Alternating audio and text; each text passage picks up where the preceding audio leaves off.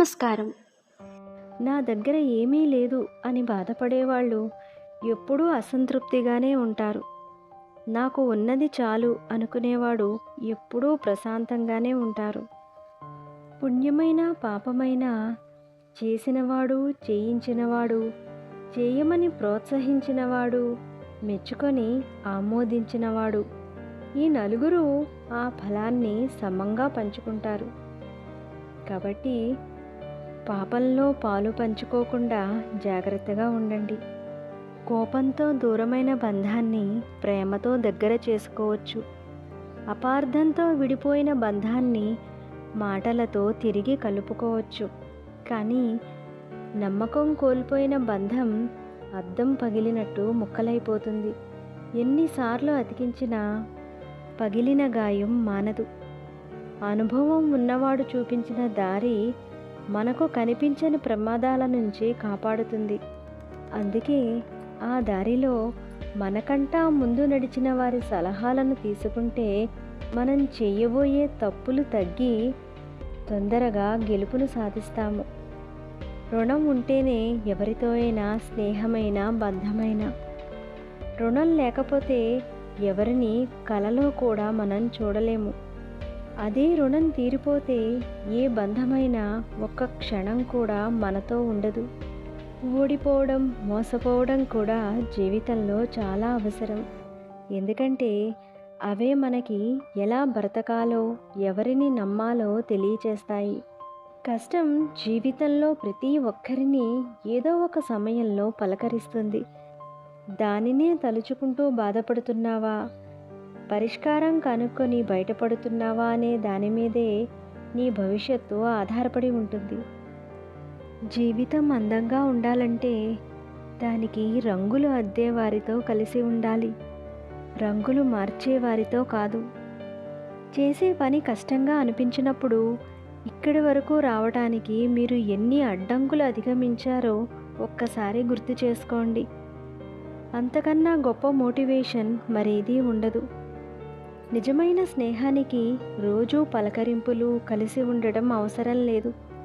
ఆ బంధం మదిలో ఉన్నంతకాలం స్నేహితులు ఎప్పటికీ విడిపోరు. కొనగలిగే ప్రతి వస్తువు అవసరం కాదు. కొనకుండా ఉండగలిగిన ప్రతి రూపాయి రేపటికి అవసరపడుతుంది. ఎవరూ చూడనప్పుడు కూడా నిజాయితీగా ఉండగలిగేవాడే గొప్పవాడు. భయాన్ని దాటి వేసే అడిగే విజయానికి మొదటి మెట్టు. ప్రతి ఉదయం ఒక యుద్ధం. అలారం మోగగానే మనస్సుకు శరీరానికి మధ్య జరిగే పోరాటం. ఇంకొక 5 నిమిషాలు పడుకుందామని శరీరం అంటుంది. పనులన్నీ లేట్ అయిపోతాయి అంటూ లక్ష్యం అరుస్తుంది. ఈ ఉరుకుల పరుగుల జీవితంలో ఎప్పుడో ఒకసారి అలసిపోవడం అనేది సహజం. ఆ అలసట మిమ్మల్ని ఆపకూడదు. ఆగాలి అనిపించినప్పుడు నీ ప్రయాణం ఎందుకు మొదలుపెట్టావో ఒకసారి గుర్తు చేసుకోవాలి. నిన్నటి ఓటమి రేపటి గెలుపుకు పాఠం కావాలి, కానీ నేటి ప్రయత్నానికి అడ్డంకి కాకూడదు. గడిచిపోయిన కాలాన్ని నువ్వు మార్చలేవు, కానీ నీ చేతిలో ఉన్న ఈ రోజుని అద్భుతంగా మార్చుకునే శక్తి నీకు ఉంది. నిన్న నువ్వు ఓడిపోయి ఉండొచ్చు, కానీ ఇవాళ నువ్వు తీసుకునే ఒక చిన్న నిర్ణయం రేపటి నీ తలరాతను మారుస్తుంది.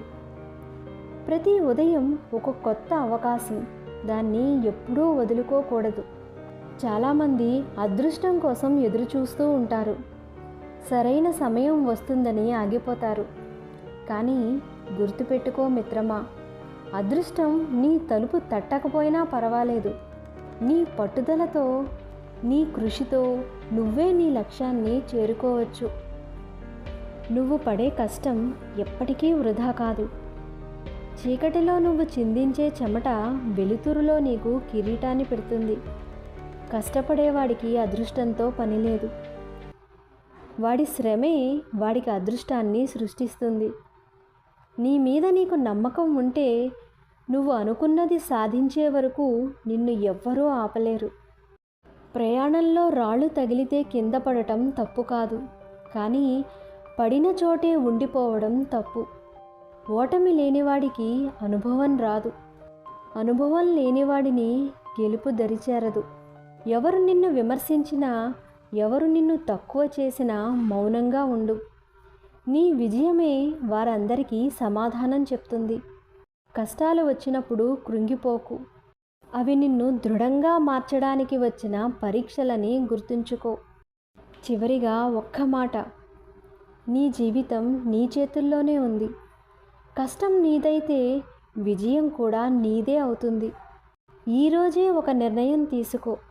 ఏది ఏమైనా సరే, ఎన్ని అడ్డంకులు వచ్చినా సరే, నీ కలను, నీ లక్ష్యాన్ని వదిలిపెట్టకు. లేచి నిలబడు, పోరాడు, సాధించు. ఈరోజు నీదే, ఈ సమయం నీదే. ముందుకు సాగు మిత్రమా. నేను చెప్పిన అంశాలు మీకు నిజమే అనిపిస్తే ట్రూ అని కామెంట్ చేయండి. మంచి విషయాలను అందరికీ షేర్ చేయండి. మరొక మంచి అంశంతో మళ్ళీ కలుద్దాం. నమస్కారం.